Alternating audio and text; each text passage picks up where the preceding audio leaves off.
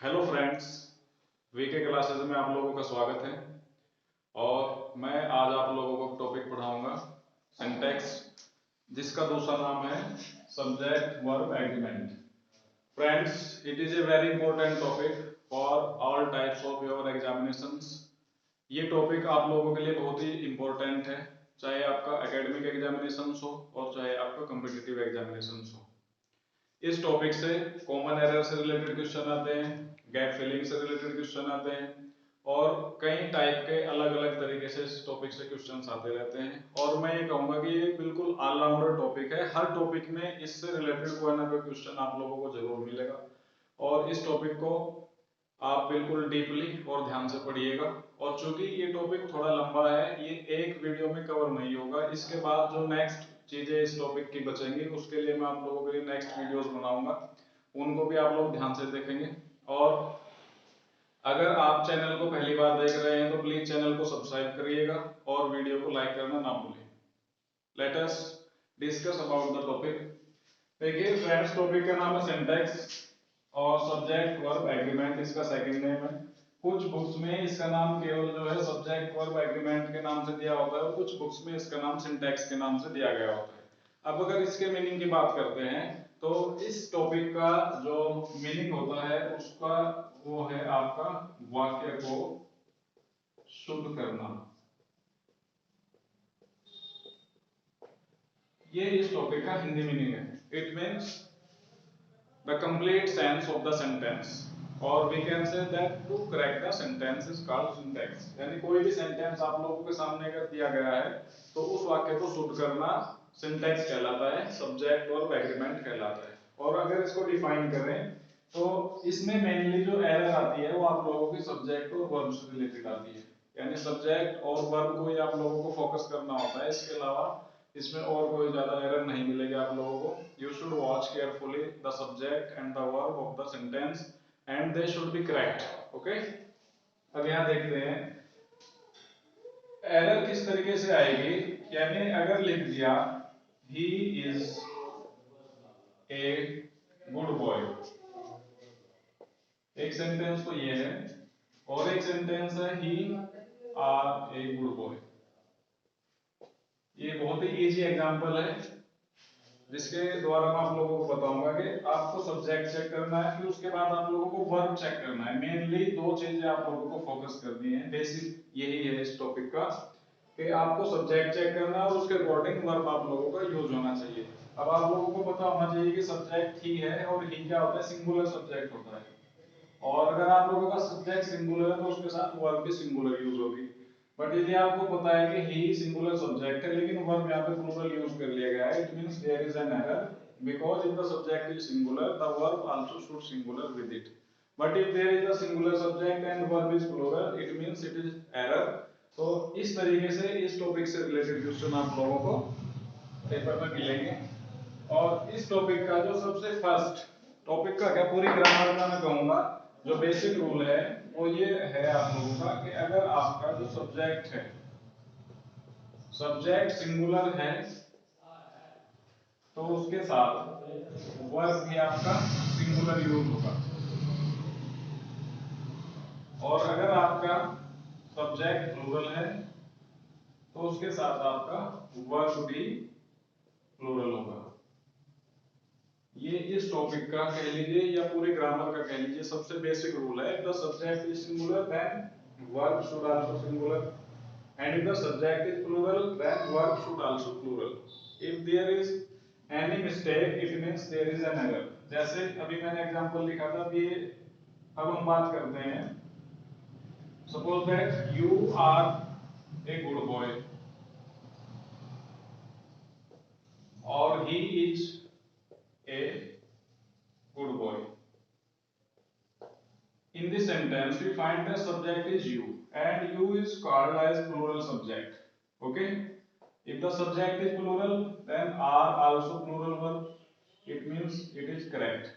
And the next sentence subject he is singular subject, then verb is and is also singular verb। Okay, and subject is singular, the verb is singular, it is also correct। देखिए ये बात हुई helping verb की। जैसे helping verbs होते हैं, is singular होता है, आर प्लूरल होता है, वाज सिंगुलर होता है, वर प्लूरल होता है। बट यदि हम बात करते हैं मेन वर्ब की, सपोज दैट सेंटेंस यहाँ पे लिखा हुआ है ही गोज टू स्कूल, और एक सेंटेंस है दे गो टू स्कूल। लेकिन अगर हम सेंटेंस को लिख देंगे ही गो टू स्कूल, तो फ्रेंड्स जिस तरीके से हेल्पिंग वर्ब का सिंगुलर एंड प्लूरल फॉर्म होता है, इज का प्लूरल आर, वाज का प्लूरल वर, हैज का प्लूरल हैव, ऐसे ही जितने भी मेन वर्ब्स होते हैं उनका भी सिंगुलर प्लूरल होता है। जैसे सब्जेक्ट आपका ही सिंगुलर है और उसके साथ वर्ब का फर्स्ट फॉर्म है, उसमें एस या एस लगा हुआ है, तो इसका मतलब क्या हो गया, अगर सब्जेक्ट सिंगुलर है तो वर्ब भी सिंगुलर है। ये बिल्कुल करेक्ट आंसर है। फिर जैसे नेक्स्ट एग्जांपल में हम देखते हैं दे क्या है, प्लूरल सब्जेक्ट है, और प्लूरल सब्जेक्ट है तो उसके साथ वर्ब भी क्या होना चाहिए, प्लूरल होना चाहिए। तो यहाँ पे वर्ब की फर्स्ट फॉर्म है, इसका मतलब क्या, फर्स्ट फॉर्म क्या होती है आपकी, प्लूरल होती है, इसलिए ये भी करेक्ट है। बट जैसे यहाँ ही है और ही तो हुआ सिंगुलर सब्जेक्ट, बट वर्ब क्या हुआ, वर्ब हुआ प्लूरल, तो इसका मतलब ये सेंटेंस क्या है, रॉन्ग है। ओके, यहां से ये चीज निकल के आती है कि जो वर्ब का फर्स्ट फॉर्म होता है, V1 is always count as singular. जो वर्ब का फर्स्ट फॉर्म होता है वो हमेशा सिंगुलर फॉर्म में यूज किया जाता है। बट यदि प्लूरल सॉरी V1 जो है ऑलवेज जो है हमेशा प्लूरल में यूज होगा। बट यदि हम इसको सिंगुलर करना चाहते हैं तो हम इसके लास्ट में एस या ES लगाएंगे, तब ये क्या हो जाएगा, सिंगुलर हो जाएगा। ये आप लोग पॉइंट नोट करेंगे। V1 it means first form of verb always count as plural, and if there is s or es in the end of the verb it is called singular। यानी ये most important point है, आप इसको note करेंगे अपने notebook में कि verb की फर्स्ट फॉर्म हमेशा प्लूरल सब्जेक्ट प्लूरल में काउंट होती है, और वर्ब की फर्स्ट फॉर्म में अगर s या es लगा हुआ होता है तो वो हमेशा सिंगुलर में काउंट होती है। यानी कि जैसे, और ये चीज कहां पर होती है, प्रेजेंट इंडेफिनिट टेंस में यूज होती है, वहां से जैसे आई, वी, यू, दे, ये कोई प्लूरल सब्जेक्ट होता है हमारे पास, तो इनके साथ हम वर्ब का फर्स्ट फॉर्म यूज करते हैं। और फिर अगर ही, शी, इट या कोई सिंगुलर हमारे पास सब्जेक्ट होता है तो इसके साथ हम वर्ब की फर्स्ट फॉर्म में एस या ES यूज करते हैं। ओके, तो यहाँ इस टेंस में ये चीज प्रूव हो जाती है कि अगर आपके पास सब्जेक्ट प्लूरल है तो इसका मतलब वर्ब भी प्लूरल है, और अगर आपके पास ये सारे के सारे सब्जेक्ट सिंगुलर है तो इसका मतलब वर्ब भी आपके पास ये सिंगुलर है। It means plural subject plural verb, singular subject singular verb. तो यहाँ से सिद्ध हो जाता है कि V1 always is called as plural. Okay, यानी कि वर्ब की फर्स्ट फॉर्म हमेशा क्या होती है, प्लूरल होती है, और इसको सिंगुलर करने के लिए हम इसमें एस या ES ऐड करते हैं। पॉइंट टू बी नोटेड, और आप इसको आप जो है इसको अपने नोटबुक में नोट डाउन करेंगे। तो ये इसका बेसिक रूल है, बिल्कुल बेसिक जिसे बोलते हैं कि अगर सब्जेक्ट सिंगुलर तो वर्ब भी सिंगुलर, सब्जेक्ट प्लूरल तो वर्ब भी प्लूरल, और वर्ब की फर्स्ट फॉर्म हमेशा प्लूरल में काउंट होती है। और अगर उसको सिंगुलर करना है, वर्ब की फर्स्ट फॉर्म को अगर सिंगुलर करना है तब उसमें हम एस या ES जोड़ के उसको सिंगुलर कर लेते हैं। Okay, come to the next point. Next is, देखिए नेक्स्ट रूल क्या है आप लोगों का, यदि आपके पास दो नाउन है और वो एंड से जुड़े हुए हैं, सपोज दैट एक ये नाउन हुआ और बीच में एंड है और फिर इधर भी नाउन है, ठीक है।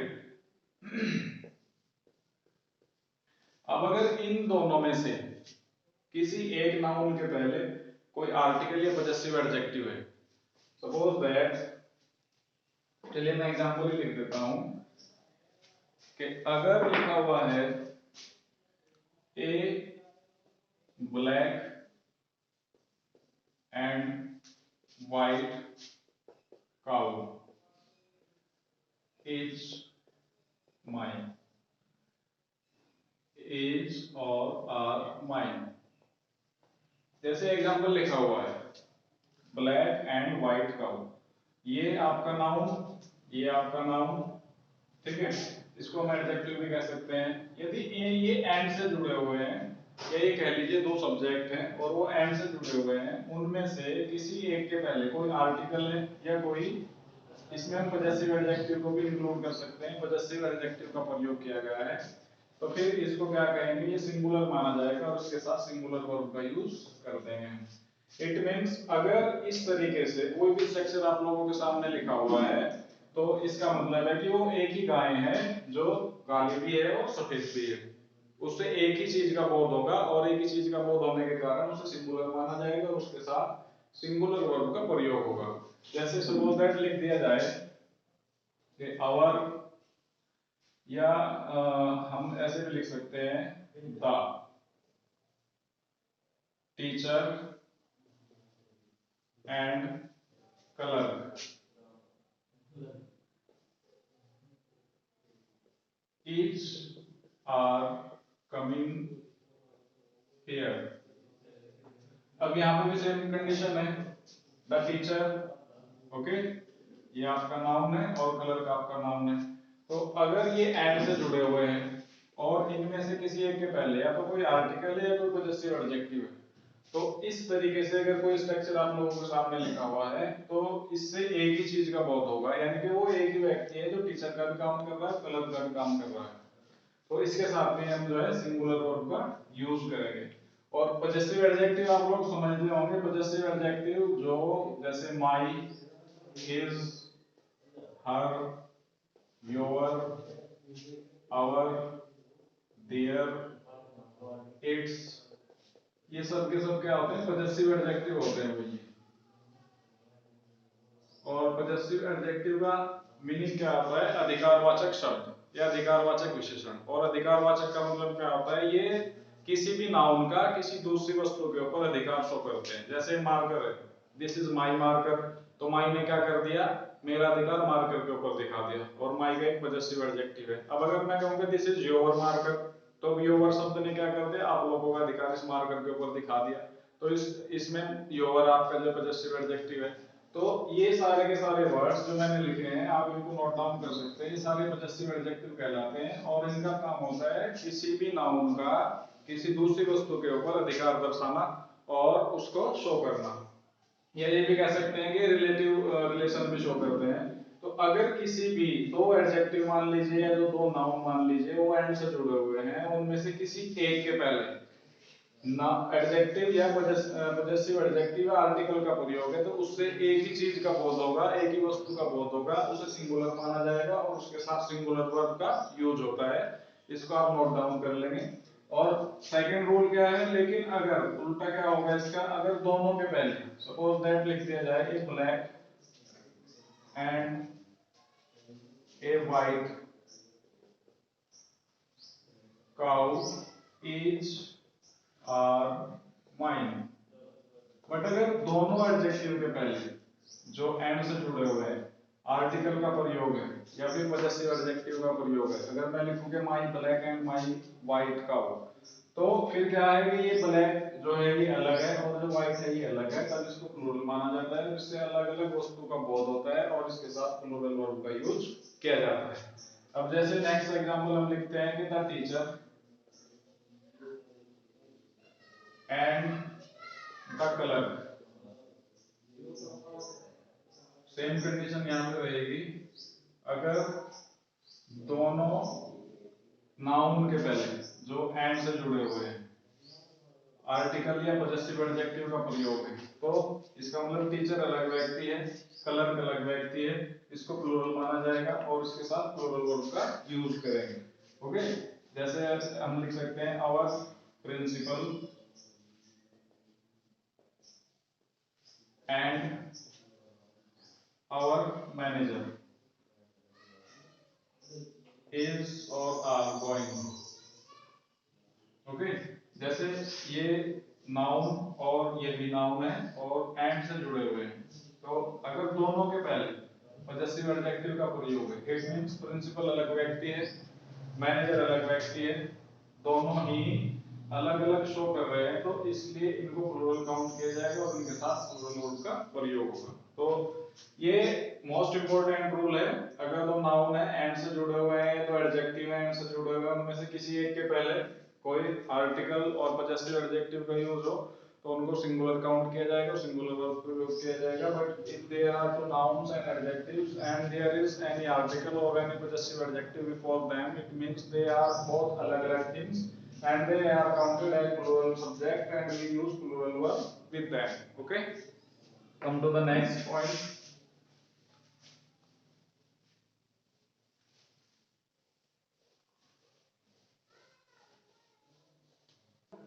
नेक्स्ट रूल इज, देखिए अगर दो नाउन जैसे each boy and girl, each honest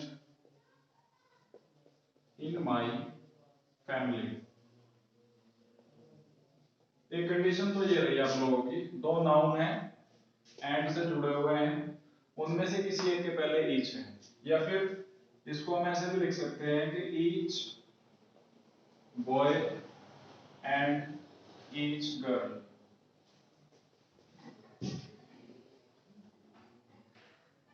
each are honest in my family. इसको हम ऐसे भी लिख सकते हैं, every boy and every girl is are honest in my family. Okay, and we may write each boy, girl, student, player, etc. each are honest in my country. It is a very important rule and you should watch it very carefully. देखिए अगर दो noun हैं and से जुड़े हुए हैं और उनमें से किसी एक के पहले ईच या दोनों के पहले ईच या दोनों के पहले एवरी, या ये मान लीजिए ईच या every,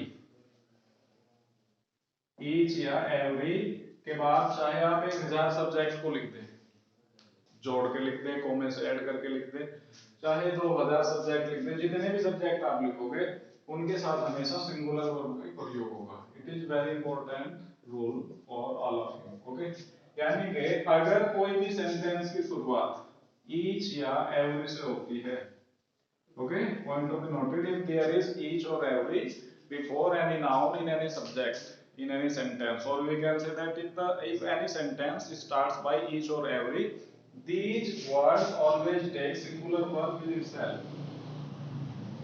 Okay, either there are one subject or more than one subject, either are two subject or more than two subjects with each or every.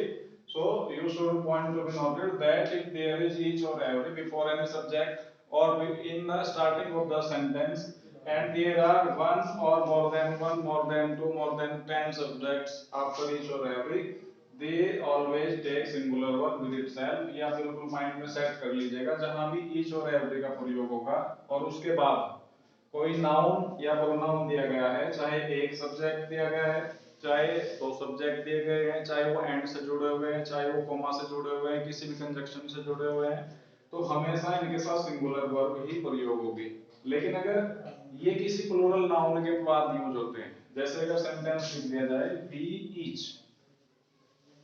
तो हैज या हैव ए पेन, ये condition change है, यहाँ पे noun के या pronoun के बाद ईच आया है, तो ये इस कंडीशन में और उस कंडीशन में डिफरेंस है। अगर नाउन के पहले ईच या एवरी है तो सिंगुलर वर्ब, और अगर लेकिन ईच के पहले कोई प्लूरल प्रोनाउन है तो फिर इसके साथ क्या यूज करेंगे, हम प्लूरल वर्ब का यूज करेंगे। ये पॉइंट भी आप लोगों को नोट करना है कि यदि ईच या एवरी का प्रयोग, यदि ईच या एवरी का प्रयोग प्लूरल प्रोनाउन के बाद होता है तो फिर उसके साथ प्लूरल वर्ब का यूज होगा। बट यदि ईच और एवरी के बाद सिंगुलर सब्जेक्ट है या एक से ज्यादा सब्जेक्ट है या वो कैसे भी लिखे हुए हैं, तो ईच और एवरी के बाद हमेशा सिंगुलर वर्ब होगी।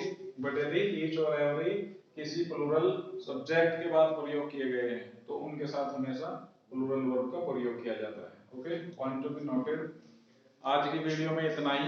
नेक्स्ट वीडियो में इस टॉपिक के जो बचे हुए रूल्स हैं वो आप लोगों के लिए लेकर आऊंगा। और अभी इस टॉपिक का 2-3 घंटे का इसका टाइम होता है लगभग कंप्लीट होने का। तो जो भी वीडियोस आप लोग इसमें देखेंगे उनको अपनी नोटबुक में नोट डाउन करते रहें, ताकि अगर आप लोगों को फ्यूचर में कोई प्रॉब्लम हो आप उस वहां से देख सकें।